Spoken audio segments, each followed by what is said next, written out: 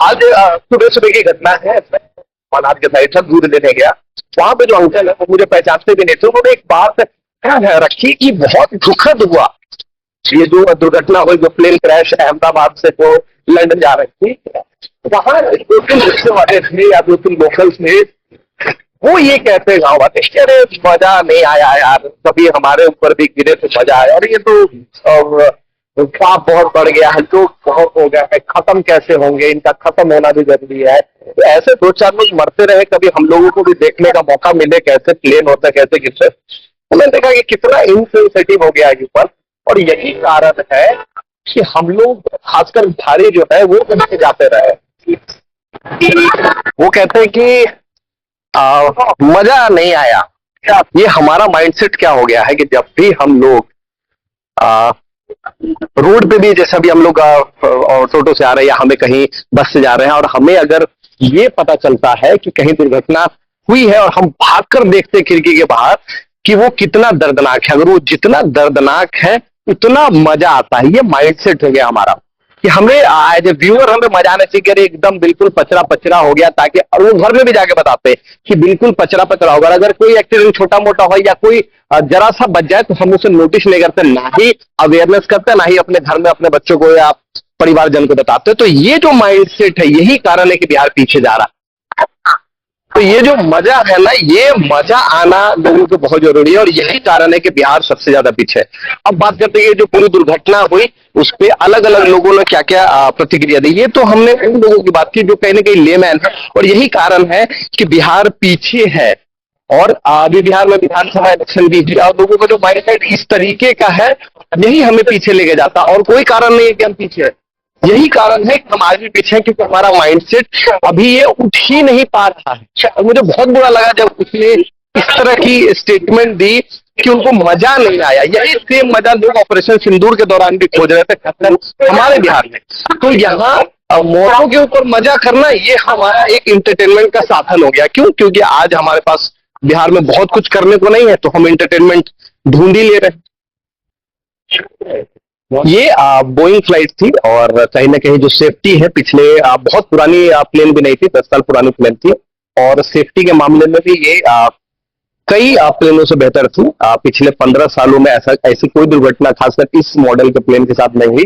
Technician भी जो pilot को पायलट थे वो भी काफी एक्सपीरियंस थे, 88-100 से ऊपर फ्लाइंग आवर्स का उनका एक्सपीरियंस था। उसके बावजूद ये घटना हुई। अभी जो रिपोर्ट है उसमें 240 समथिंग पैसेंजर है, लेकिन मौतें सिर्फ इतनी नहीं हुई है। जो हॉस्पिटल था, जो जिस सरफेस पे गिरी थी, वहां भी बहुत इंटर्न और डॉक्टर जो थे वहां मौजूद थे। तो करीबन 30 के आसपास, जहां तक मेरी नॉलेज में ये बात है, 30 के आसपास स्टूडेंट भी मरे हैं, और ये 240 के आसपास पैसेंजर है। तो ये जो कैजुअलिटी है, कैजुअलिटी के कई कारण है। एक तो वो पेट्रोल टैंक पूरी तरह फुल था, बट ऑब्वियस है कि वो लंदन के लिए जब निकल रहे थे, वो कारण है कि ब्लास्ट इतना बड़ा हो गया। सेम जब वो किचन के ऊपर मेस के ऊपर जब वो गिरी, तो वहां भी एक्सप्लोसिव थे, वो भी एक कारण था कि ये इसकी दुर्घटना ये जो हुई वो बहुत सेंसिटिव हो गई।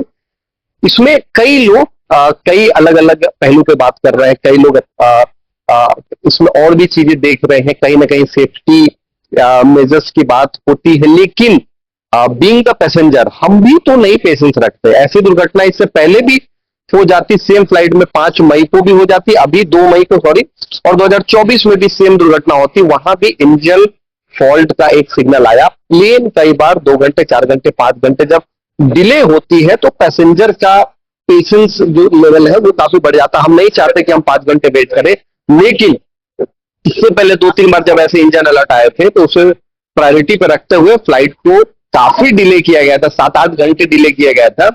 इससे पहले भी कई लोगों ने वीडियो किया था कि सेम फ्लाइट में, सेम लंदन टू अहमदाबाद के दौरान एसी लीक कर रहा था, विंडो का पैनल खुला था। उस वक्त भी कई ट्वीट रीट्वीट भारत में हुए थे, उस वक्त भी इसको काफी देखा गया था। हमें भी as a being a passenger, हमें भी अगर इस तरह के कोई अलर्ट पे अगर चीजें डिले होती है फ्लाइट्स में, क्योंकि कहीं ना कहीं लोग फ्लाइट इसलिए करते हैं क्योंकि वो डिले नहीं चाहते, उनको ऐसी किसी तरह की रुकावट नहीं चाहिए होती, इसलिए वो करते हैं, वरना तो लोग ट्रेन भी ले सकते हैं। कहीं कि टाटा ग्रुप ने जितने भी मृतक हैं उनको 1-1 करोड़ की राशि देने का वो किया, लेकिन दुख इस बात का है कि कई ऐसे परिवार थे जो पूरा का पूरा परिवार ही खत्म हो गया। राजस्थान के एक ऐसे परिवार है जो एक भी सदस्य नहीं बचा, तो राजस्थान का एक ऐसा परिवार है जो पूरी तरह ही खत्म हो गया।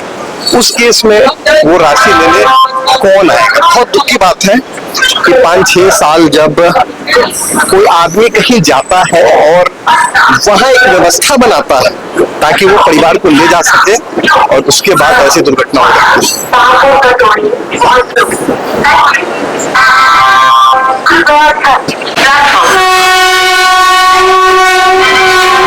ये रास्ते गोरखपुर को जाने वाली कुछ ही समय में train number 6328 Patna Barauni MEMU from Patna to Barauni via Shahpur Patori मुहल्लीनगर हाजरा प्लेटफॉर्म। कई ऐसे परिवार थे जिनका पूरे के पूरे सदस्य की दुर्घटना में चले गए। राजस्थान का एक परिवार था जो परिवार को रीलोकेट करके लंदन की तरफ गया था। वो पूरा परिवार यानी 3 बच्चे थे उनके, तो खुद थे, वो ऐसी दुर्घटना में चले गए। तो उनको मुआवजा कैसे देंगे? अगर जिन भी राज्य सरकार कई पहल कर रही है, उसके बावजूद एक दुखद जो चीजें हुई वो ये हुई कि कई लोग बॉडी के लिए इंतजार कर रहे हैं, और कहीं ना कहीं आइडेंटिफिकेशन होने के बाद भी बॉडी को 3 दिन के लिए जो प्रशासन है, वहां का जो हॉस्पिटल एडमिनिस्ट्रेशन है या जो एयरलाइंस के जो लोग हैं, फाइनल अथॉरिटी है, उन्होंने ये बोला कि जब तक पोस्टमार्टम रिपोर्ट नहीं आ जाती हम बॉडी नहीं देंगे। कई लोगों का डीएनए के माध्यम से बॉडी की पहचान की जा रही थी, कई लोगों की फोटोग्राफ से जो भी रिलेटिव है डॉक्यूमेंट्स से उनको कई लोग पुणे से और कई अलग अलग भारत के कोनों से जब वो अपने परिवार की बॉडी के लिए गए, एक तो दुखद ये हुआ कि आइडेंटिफाई करना काफी मुश्किल हो रहा था। ऊपर से जब जिन लोगों का आइडेंटिफाई हुआ उनको भी पहले कहा गया था कि हम आइडेंटिफाई करके आपको दे देंगे, लेकिन बाद में शायद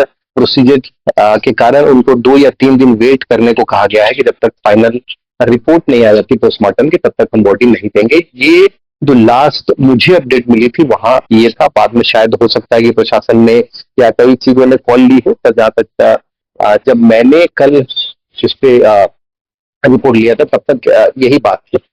अब बात करते हैं कि ऐसी दुर्घटनाओं को आने वाले भविष्य में कैसे हम रोक सकते हैं, कम कर सकते हैं। क्यों? क्योंकि ट्रेन हादसे हुई अभी थोड़े टाइम पहले, अमृत भारत वंदे भारत के साथ हुई, और कई जगह पर रोका गया तोड़ा गया, वो कहीं ना कहीं एक विरोध का भी एक हिस्सा था।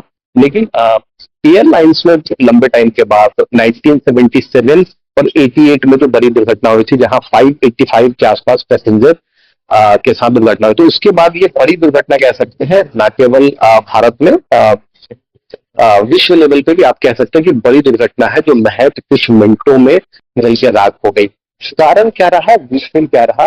क्या सेफ्टी प्रोग्रेस, चाहे वो प्लेन का हो या प्लेन का हो, क्या वो प्रॉपर चेक होना जरूरी है? क्या उसके लिए अगर पैसेंजर को वेट करना पड़े अलग से 1 घंटा या 2 घंटा, कभी भी जब भी ट्रेन या प्लेन की बात करते हैं तो पैसेंजर भी पेशेंटली वेट करना नहीं चाहते। उनको ऐसा लगता है कि द मोमेंट उन्होंने एयरलाइंस की एयरपोर्ट या प्लेटफॉर्म पे पैर रखा, ट्रेन को खुल जानी चाहिए या प्लेन को खुल जानी चाहिए। प्रॉपर मुझे लगता है कि जो सेफ्टी चेक है कभी भी, चाहे वो कितना भी हो, एक और बड़ा हादसा हुआ जिसमें हमारे आर्मी चीफ चले गए, वहां भी ऐसी चीजें थी। तो कहीं ना कहीं सेफ्टी मेजर्स को हमें ध्यान देना होगा, और खासकर जब कभी भी जो भी, चाहे आप बहुत बेसिक है कि अगर हम बाई कार भी कहीं जा रहे हैं तो जो बेसिक चेकअप है वो हम करके निकले, चाहे वो 2 पहिए की बात कर ले, 4 पहियों की बात कर ले, चाहे वो ट्रेन हो या प्लेन हो, हमें सेफ्टी मेजर्स पे पहले ध्यान देना होगा। भले 2 घंटे आप अलग से ले लो,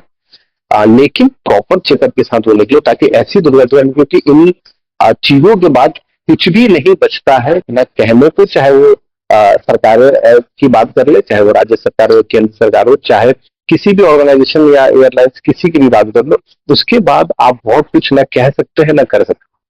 आपका रिसोर्स भी बहुत यूटिलाइज होता है और कई चीजें भी खराब होती है। तो बेहतर है, प्रायोरिटी यही होनी चाहिए किसी भी केस में कि हम ह्यूमन लाइफ्स को कितना बचा सके और ह्यूमैनिटी। बहुत कम ऐसा होता है, या जब भी हम लोग या ट्रेन से गुजरते हैं तो हम लोग अपना हम लोग अपना घर जरूर देखते हैं। ये अलग एक्साइटमेंट है, ये बचपन से हम लोग ऐसा करते आ रहे हैं। जी प्रणाम। ठीक है। तो आखिरी में जब कभी भी कोई भी यात्रा करे, चाहे ट्रेन की हो या प्लेन की हो या बाइक की हो, किसी भी यात्रा करे, सेफ्टी चेक देखे, किसी भी चेक को इग्नोर ना करे। खुद से बीइंग अ पैसेंजर आप देखें कि उसका जो भी टेक्निकल चीजें हैं, जितनी भी आपकी समझ है, वो काम कर रही है कि नहीं। चाहे वो एसी की बात कर ले, वो काम कर रहा है कि नहीं। कुछ भी ऐसे आपको लगे कि हाँ टेक्निकल कुछ फॉल्ट या एरर आपको दिख रहा है, महसूस हो रहा है, तो आप उसके कंप्लेंट बॉक्स में दे, या जो भी अटेंडेंट क्रू है उनको इन्फॉर्म करें। और खुद से भी सेफ्टी आप चेक्स को इग्नोर ना करें। जब कभी आपको लगे कि ट्रेन की बात कर ले या जिस भी माध्यम से आप ट्रेवल कर रहे हैं, आप भी अवेयर रहें। बाकी तो सरकार, कोई भी सरकार ये नहीं चाहती कि किसी भी तरह की दुर्घटना हो। जितना कुछ हो सके हम लोग प्रयास करेंगे कि हम लोगों का एक सहयोग रहे और ऐसी दुर्घटनाओं को आगे हम लोग कम करें। एक और मैं अलर्ट देना चाहूंगा, हीट वेव से बचे। बहुत ही ज्यादा गर्मी है, जैसा कि अभी हम लोग एसी से यहाँ निकले हैं, बहुत तेज है, और यही एक कारण होता है कि ब्रेन स्ट्रोक हो जाता है। तो तब तक के लिए नमस्कार, प्रणाम। मैं टीम पावर से पवन कुमार सिंह, आपका अपना भाई बेटा सेवक।